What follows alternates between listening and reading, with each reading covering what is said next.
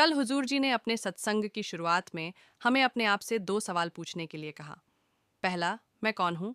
दूसरा, मैं यहाँ मनुष्य चोले में क्या करने आया हूँ, किस खास काम के लिए आया हूँ? साथ ही हुजूर ने हमें सुझाव दिया कि खुद से यह सवाल परमार्थी नज़रिए से पूछना चाहिए, ना कि सांसारिक और शारीरिक नज़रिए से पूछना है।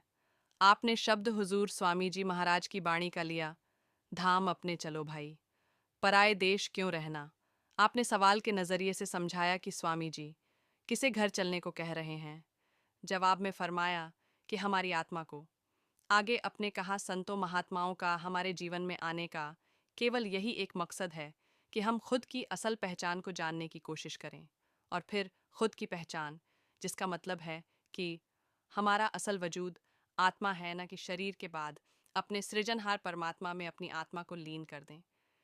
यह असली मकसद है हमारा इस बार मनुष्य शरीर में आने का। आपने समझाया कि हम पहले से ही स्पिरिचुअल बीइंग, मनुष्य शरीर में रूहानी जीव हैं, क्योंकि मालिक ने हमें सद्गुरु के जरिए चुनकर परमार्थी रास्ते पर डाल दिया है। अब ज़रूरत है इस उपदेश को समझने की, इस पर चलने की, न कि संत सद्गुरु के उपदेश को सिर्फ मानसिक तौर पर समझने या जानने की। जब तक हम अपने सद्गुरु की सच्ची शरण लेकर उनके उपदेश अनुसार अपने जीवन को नहीं ढालते, हमारे लिए यह उपदेश एक ख्याल या फिर ज़्यादा से ज़्यादा मानसिक ज्ञान बनकर रह जाएगा, जिससे हम अपनी आत्मा को काल के महाजाल से हमेशा के लिए मुक्त कराने का मकसद हासिल नहीं कर पाएंगे।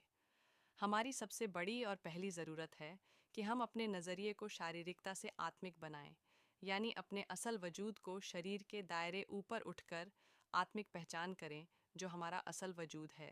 यहाँ आत्मा परदेसी है, न कि शरीर।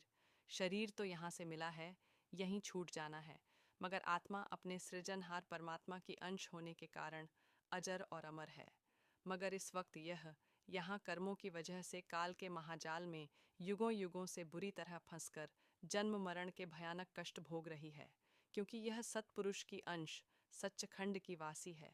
इसीलिए संत महात्मा हमें जगाते हैं, समझाते हैं कि अपने सच्चे घर चलो, यह पराया देश है। आओ अपने नज़रिए को जिस्म के दायरे से ऊपर उठकर आत्मिक पहचान जानने की ओर ध्यान दें, और शब्द रूप प्रभु में अपनी आत्मा को लीन कर दें, ताकि इस बार मनुष्य चोले में आने का असली मकसद हासिल कर सकें।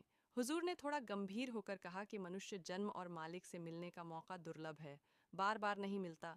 अब की बार सब कुछ अनमोल और बहुत सुंदर मौका है, इसे यूं ही बेवकूफ़ी में बर्बाद ना कर बैठें। आओ अपने सद्गुरु का हाथ पकड़कर अपने धाम सच्चखंड चलें।